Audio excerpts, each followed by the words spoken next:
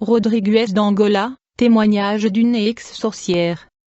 Chers frères et chers amis, nous avons le plaisir de partager avec vous ce témoignage de Rodrigues d'Angola, qui a passé plusieurs années au service de Satan et qui a eu la grâce d'échapper vivant en donnant sa vie à Jésus-Christ. Avant de venir à Jésus-Christ, j'aimais les hommes, je voulais être aimé et courtisé par plus d'hommes que d'autres, c'est ce qui m'a amené non seulement à consulter une sorcière, mais à en devenir une. Afin d'atteindre mes objectifs, j'ai choisi d'aller consulter ces sorcières qui vendent des potions d'amour, une boisson préparée selon les règles de la sorcellerie ou de la magie pour attirer les hommes. J'ai acheté une poudre, j'ai dû me frotter le corps avec cette poudre pendant 2 semaines sans me baigner. Après ces 2 semaines, j'ai eu d'excellents résultats. Lorsque les effets de la poudre se sont estompés, je suis retourné à la dame avec des amis, mais la dame n'avait plus la poudre. Elle a ensuite suggéré que nous l'accompagnions pour rencontrer un homme. Ce monsieur nous a expliqué qu'il allait nous faire mâcher une feuille et qu'après cela, a-t-il prévenu, il n'y aurait pas de retour en arrière.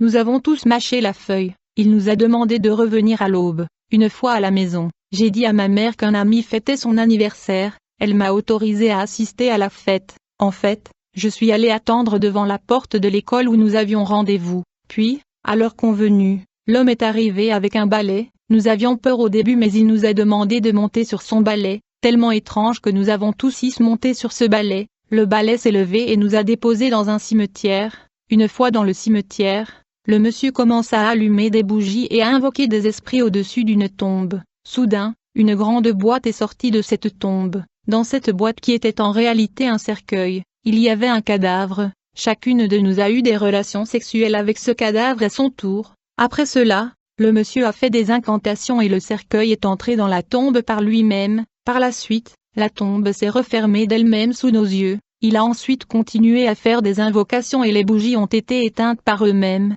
Ensuite, nous avons quitté le cimetière et sommes allés dans une maison proche du cimetière. Il y avait un bébé là-bas. Le monsieur a tué l'enfant et nous a demandé de boire son sang. À partir de ce moment-là, nous sommes devenus différents. Nous ne n'étions plus humains ordinaires et nous avons obtenu un autre esprit. Nous étions maintenant de véritables sorciers et nous travaillons avec des esprits démoniaques. De retour à la maison, je n'éprouvais aucun respect pour mon père ni pour ma mère, et aucun respect pour mes voisins. Le mal était en moi. Plus tard, les esprits m'ont demandé d'amener 2 enfants. Ma tante avait des jumeaux. Je suis allé chez ma tante. J'ai préparé des céréales pour bébé pour les enfants et j'ai ajouté une poudre qui m'a été remise au cimetière. J'ai remis cette céréale à ma tante qui l'a donnée à ses enfants. Mais avant cela, je suis sorti de là et je lui ai dit que j'avais un problème à la maison. Je devais partir parce que je ne voulais pas être suspecte et d'avoir tué ses enfants. Après 2 ou 3 jours, les enfants sont morts. Après cela, les esprits m'ont demandé de leur donner 1500 personnes.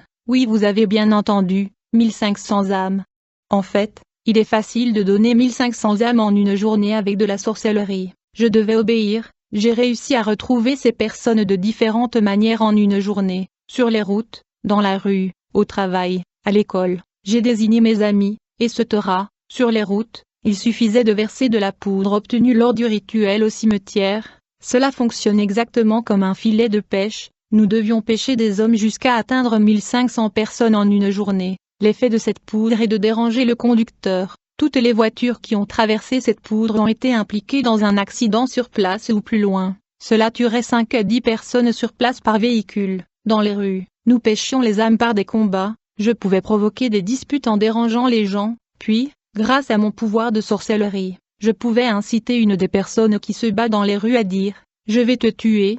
Cette phrase va entrer dans le corps de la personne et, plus tard, quand il va frapper il va tuer la personne avec laquelle il se bat. Ensuite, je m'éclipsais, laissant la personne qui a été tuée entre les mains de la foule et de la police. Et je cherchais déjà d'autres âmes avec les 4 autres filles qui travaillaient avec moi. J'approchais des gens qui avaient l'habitude de boire de la bière ou de l'alcool. Si je connaissais le nom de la personne, je prenais une bouteille vide et j'écrivais le nom de la personne, et je le mettais dans la bouteille. Ensuite, j'enterrais cette bouteille avec des incantations et ces personnes mouraient. À la fin de la journée, nous avions le nombre d'âmes recherchées. Ensuite, nous avons dû aller à la mer avec 10 œufs. J'ai jeté ces œufs un à un dans la mer. Puis une reine est sortie de l'eau. Elle nous a parlé et nous a demandé « Êtes-vous prêts ?»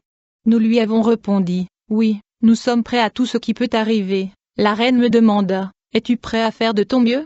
Je lui répondis affirmative, puis la reine nous a demandé de jurer. Nous avons juré et signé un pacte avec la Reine des Eaux, puis elle nous a emmenés sous l'eau où nous avons été surpris de constater qu'il y avait une grande ville urbaine et métropolitain, avec des populations. Dans ce monde sous l'eau, beaucoup de gens se retrouvent enchaînés comme esclaves, travaillant pour la sorcellerie dans la mer. Puis nous avons rencontré un roi dans cette ville sous l'eau, il nous a encouragés à continuer ce que nous faisions. Ils nous ont donné un vêtement, expliquant qu'il était nécessaire de l'utiliser pendant plusieurs missions. Si nous devions voler ou tuer quelqu'un, il nous fallait le vêtement gris qu'ils nous avaient donné. Ils nous ont donné une petite robe noire. Quand je l'ai portée, c'est devenu une longue robe noire. C'était pour les missions les plus importantes. Toutes les missions devaient être remplies avec ces vêtements. Ensuite, ils nous ont donné des médicaments. Je devais attacher une dentelle à la taille comme une ceinture. Il a des incantations, qui m'ont empêché d'être attrapé. Une corde m'a aidé à tuer 3 personnes à la fois.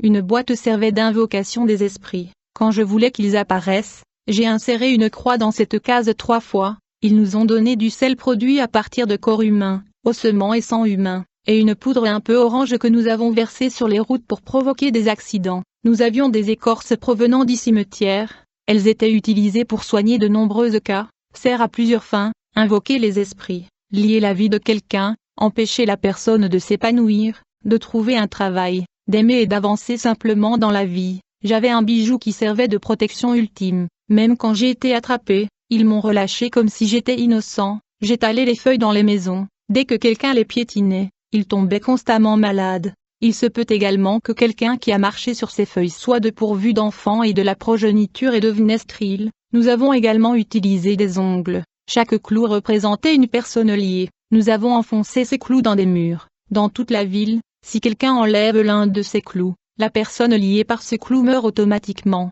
Nous avions un sac qui nous servait de banque. Quand j'avais besoin d'argent, je mettais ce sac sous mon oreiller et quand je me réveillais, c'était plein d'argent qu'il fallait dépenser le même jour, car il disparaîtrait le lendemain. Nous sommes allés à Muxima et une fois là-bas, nous avons invoqué les esprits. En conséquence le cercueil fut ouvert, puis une statue se transforma en une personne. Elle a expliqué que beaucoup de gens la connaissent seulement sous sa forme de statue de la Vierge Marie, mais qu'elle était réelle. Elle était en réalité un démon. Ainsi, presque tous ceux qui l'ont adorée lui appartenaient, et ils appartiennent à notre royaume. À la maison, j'enchantais ma mère, je mettais les choses dans l'eau et elle ne me refusait rien de ce que je demandais, y compris de l'argent, puisque je ne pouvais pas utiliser correctement l'argent des esprits car il fallait la dépenser la même jour, et donc j'utilisais l'argent de ma mère, car l'argent des esprits ne servait qu'à boire dans les bars. J'étais méchant et je ne pouvais supporter personne. J'étais agressif dans les rues, dans le quartier, dans le monde des ténèbres. Mon nom Fernanda n'était pas utilisé.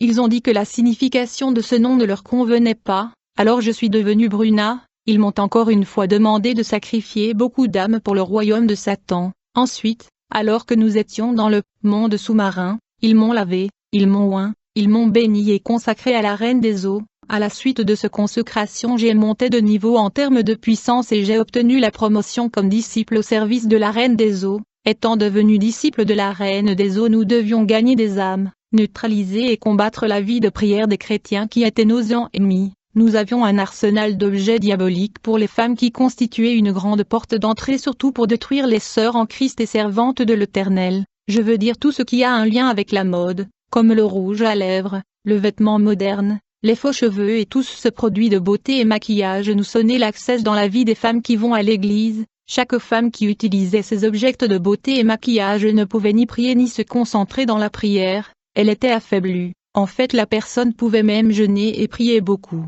mais cela n'allait nulle part, car elle avait accepté d'utiliser les objets de l'ennemi qu'elle emportait volontairement avec elle. 1 Timothée 2 verset 9. De même, les femmes se parent de vêtements modestes, de honte et de sobriété, pas avec des cheveux brisés, ni de l'or, ni des perles, ou un tableau coûteux. Nous sommes également entrés dans plusieurs églises où nous avons été à mesure d'identifier les vrais ouvriers de Dieu, puisque nous ne pouvions pas les atteindre directement à cause de l'Esprit de Dieu. Nous devrions identifier les personnes faibles dans leur groupe. Par exemple, si quelqu'un dans son groupe de prière vit dans le péché, généralement des péchés sexuels, ceux qui ont des rapports sexuels hors mariage sont nombreux dans les églises, nous agirions dans le groupe par l'intermédiaire de celui qui est totalement accessible à cause du péché dans sa vie, jusqu'à ce que les jours passaient et les communautés et groupes éclataient à travers des disputes et des querelles. Nous avons constamment recherché une faute, des portes d'entrée pour faire tomber les fils de Dieu. Souvent nous envoyons de l'argent aux pasteurs, des cadeaux après enquête et investigation sur ce qu'ils aiment.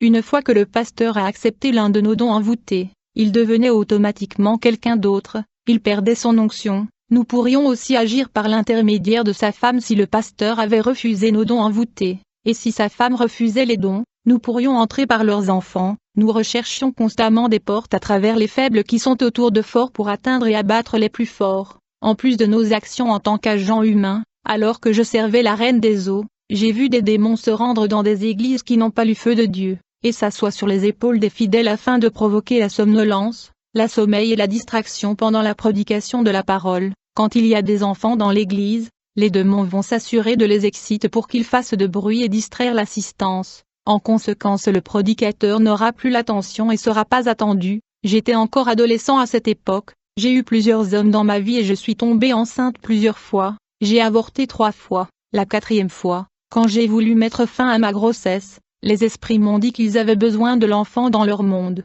Quand l'enfant est né, j'ai vu quelqu'un venir sur l'apparence de mon cousin. Je savais que ce n'était pas elle, mais un esprit déguisé qui venait chercher l'enfant. L'esprit est allé à la mer avec cet enfant et je ne sais pas ce qu'ils ont fait. Pour vous dire la vérité, j'ai moi-même sacrifié beaucoup de gens, y compris une majorité d'enfants. J'avais surtout besoin du sang de petits-enfants parce que spirituellement c'est du sang frais. Nous étions plus intéressés par les nouveau-nés. Il y a des choses difficiles à expliquer, mais juste pour que vous compreniez.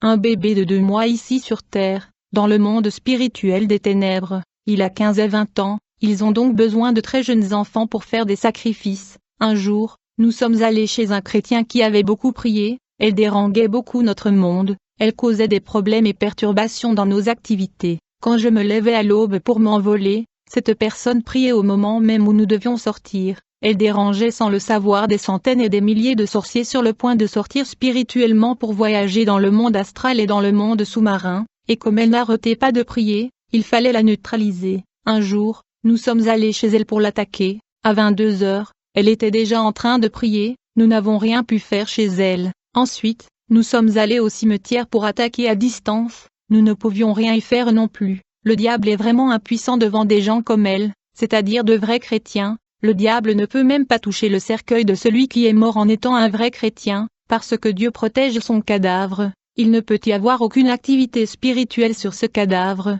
mais cela n'était pas le cas avec d'autres cadavres où, dès que la personne est enterrée, commencent des activités très denses sur ce cadavre. En fait, je suçais beaucoup de sang des vivants et des morts. J'aimais faire cela parce que cela augmentait mon pouvoir. Parfois, j'emmenais des enfants à la maison pour jouer, mais en réalité, c'était une astuce pour aspirer leur sang, leur énergie vitale. Beaucoup de gens mouraient à cause de moi. Quand j'ai eu une histoire d'amour, le jeune homme a fini par mourir. J'ai aussi aidé les esprits dans les fêtes et les boîtes de nuit. Beaucoup de ces esprits se sont incarnés et portaient des vêtements très longs, car ils n'avaient pas de jambes. Ils sont des esprits d'un autre monde. Il y en a beaucoup dans le monde de la nuit. Il m'est arrivé d'exciter les gens, de provoquer des bagarres et de les amener à utiliser un couteau pour se tuer. Toutes les relations amoureuses que j'ai eues de cette façon pour le garçon, soit ils ont rejoint le monde des ténèbres comme moi, soit ils mouraient. En parlant des hommes, je les avais, beaucoup même. Il y a une chose en Angola qu'on appelle méombola, c'est réel et vrai.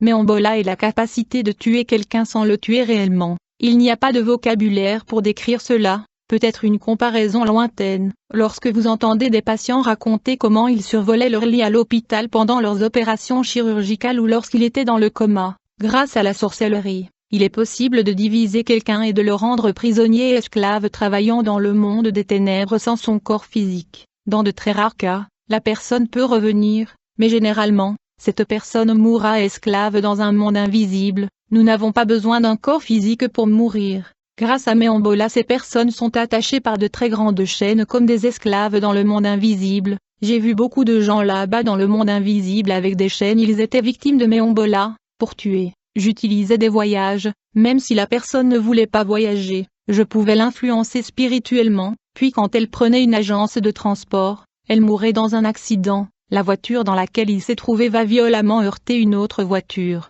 Puis, avec des incantations, nous prenions le sang et l'âme de la personne, et dans nos activités à tant que charlatans quand les clients venaient nous consulter sous le poids de leurs problèmes, souvent ils disaient des paroles telles que j'ai tellement de soucis que je préfère mourir. on utilisait ces paroles contre eux, puis, plus tard, j'entrais dans le corps de ces personnes pour les influencer à commettre des actes qui sont détrimentaux à leur vie. Parfois, je l'étranglais avec une corde et je la liais fortement. Lorsque la personne était sur le point de mourir, je sortais de son corps. J'ai remarqué que la personne ne voulait plus mourir et regrettait aussitôt que je sortais de son corps, mais souvent il était trop tard. Dès que nous avons entendu les gens dire ce genre de choses, c'était fini pour eux car leurs propres paroles étaient utilisées contre eux. Ces âmes étaient la nôtre et nous l'avons offerte en sacrifice. Alors que je travaillais pour la Reine des Eaux, elle me donnait de promesses extraordinaires. Elle promettait les agents du monde des eaux et du monde invisible, qu'après la mort, tout serait merveilleux pour nous. De plus, étant donné que nous avons vu le monde mystérieux, nous allons sûrement y aller vivre éternellement après la mort. Il y avait la promesse de l'immortalité. Dans notre logique, obéir aux esprits et ne pas avoir de remords et la compassion était normale, tout était bon à nos yeux, nous n'étions pas mauvais, nous étions ouvriers, bons serviteurs des esprits, de la Reine des Eaux et du diable. Alors que j'ai progressé et je fus élevé à un niveau supérieur, à partir de ce moment-là j'avais tout ce que je voulais. Si je voulais un téléphone que personne ne possédait dans le quartier, je devais demander et le téléphone apparaîtrait. Du jour au lendemain j'avais tout ce que je voulais. Quand ils m'ont proposé de devenir très riche, je n'ai pas ressenti le besoin, tout ce que je voulais, c'était tuer, j'ai adoré tuer et rien d'autre. Au fil du temps, j'ai collaboré avec un esprit appelé Trancarois, un esprit hermaphrodite, un esprit à la fois homme et femme. Ce dernier m'a permis de faire des choses terribles. Quand un couple était sur le point de dormir ensemble, je me mettais entre eux, je possédais soit la femme, soit l'homme et c'était avec moi que l'un ou l'autre avait des rapports sexuels. Les fluides de l'homme et de la femme allaient dans le monde des ténèbres. Avoir des relations sexuelles hors mariage vous expose à toutes ces choses. Je pouvais aussi me transformer en mari ou en femme de nuit afin d'exciter les gens pendant leur sommeil et d'avoir des relations sexuelles avec des hommes et des femmes qui croient souvent qu'ils rêvent. Cela les lirait dans le monde des ténèbres. Parfois, je visitais de familles ou une maison où une mère criait après son enfant et disait « Tu ne vaux rien ». Nous avions le droit d'utiliser ces malédictions contre la vie de l'enfant. Souvent on rapportait ces phrases négatives à notre maître, et depuis cet enfant était sous la malédiction de sa maman et nous appartient, soit cet enfant deviendra éventuellement l'un de nous, soit nous en ferons un instrument de désespoir et de frustration pour la vie. Je voulais toujours monter de niveau dans le monde invisible, en fait je voulais être une reine des eaux, je voulais être plus que des zombies, les zombies sont de petits esprits, je voulais que ces petits esprits vivent en moi pour que je devienne puissant, plus j'avais des esprits en moi, plus j'utilisais leur pouvoir. Quand j'ai eu ces esprits, les choses ne se sont pas bien passées comme je le pensais. En effet, une des filles avec qui nous avons eu des relations sexuelles au cimetière s'était convertie. Quand elle s'est convertie, elle a parlé de l'Esprit de Dieu, mais je me disais que cela n'existait pas. Elle m'a dit que Jésus existait et que nous pouvions vivre librement, mais cela ne m'intéressait pas. Quant au diable, même à mon niveau, je ne l'avais jamais vu de près. Lors de réunions très importantes, on pouvait le voir mais à très longue distance. Il utilise surtout ses ministres. Le jour où j'ai conclu un pacte avec lui, ces ministres ont pris des objets et les empreintes digitales de mes deux mains, et je ne sais pas ce qu'ils en ont fait. Dans l'autre monde, j'étais mariée à mon oncle, j'ai aussi vu mon père mort dans ce monde sous l'eau, j'ai eu un enfant avec mon oncle et j'ai couché avec mon propre père dans le monde des ténèbres. Cela était nécessaire pour certains rituels. En ce qui concerne les cicatrices que j'ai sur mon corps, il m'est arrivé un jour où nous sommes allés attaquer une femme chrétienne chez elle, mais elle était en période de jeûne avec son église. Je ne connais pas l'église dans laquelle elle s'est rendue, mais je peux vous dire que lorsque nous sommes rentrés chez elle en son absence, nous avons été brûlés par le flamme de feu, et nous avons à peine eu le temps de s'enfuir. Un jour, ma mère m'a demandé de l'accompagner à l'église. Je ne sais pas pourquoi j'ai accepté de le faire ce jour-là. Une fois à l'église, il prêchait sur la repentance, on m'a poussé à me faire baptiser. Je l'ai fait en novembre 2015, rien ne s'est passé. J'ai pris le repas du Seigneur une fois, et pourtant, il ne s'est rien passé. Pour moi, ce n'était rien de plus qu'un rituel. La deuxième fois que j'ai pris le repas du Seigneur, j'ai commencé à être confus, quelque chose de très fort m'a poussé à parler, à avouer, j'ai résisté, une voix en moi me disait, avouez. J'ai répondu, non, je ne dirai rien. La voix me dit, vous ne pouvez pas recevoir la communion sans confession. J'ai répondu, qu'est-ce que cela pourrait me servir d'exposer ma vie? Mais je ne pouvais pas résister cette puissance qui agissait en moi, c'était un pouvoir trop fort, qui me dit, il faut avouer. J'ai répondu, non, tout le monde saura que je suis une sorcière, Ce que je fais, ça va se répandre dans le quartier, en ville. La voix continuait de me parler et dit, tu vas confesser. Cette voix était vivante, elle m'a violemment poussé physiquement et me dit vous allez parler. Alors j'ai approché les gens dans l'église, je ne savais même pas par où commencer, pourtant j'ai commencé par expliquer que j'avais plusieurs petits amis en même temps, 4 ou 5. Ensuite, j'ai exposé toute ma vie, tout ce que j'avais fait, j'ai tout dit au pasteur qui était dans cette église, et ce pasteur a prié un jour avec moi. Depuis ce jour, tout a changé. Il y a seulement 2 mois que j'ai été converti au moment de ce témoignage. Au début, les esprits m'ont beaucoup dérangé. Pour le moment, les prières du pasteur fonctionnent. Je crois que le Seigneur Jésus me protège de ces choses aujourd'hui. Parfois, des choses disparaissent de chez moi. J'ai été directement menacé par les esprits avec lesquels j'ai collaboré. J'avais consacré 6 ans de ma vie à la magie et à la sorcellerie. Je ne peux pas évaluer le nombre des personnes tuées et détruites à cause de moi. Personne ne nous avait forcés, nous sommes sortis de notre propre volonté. 3 sont convertis parmi nous 5, 2 autres sont toujours là, comme moi, les autres ont publiquement confessé dans leur église tout ce que nous avons fait.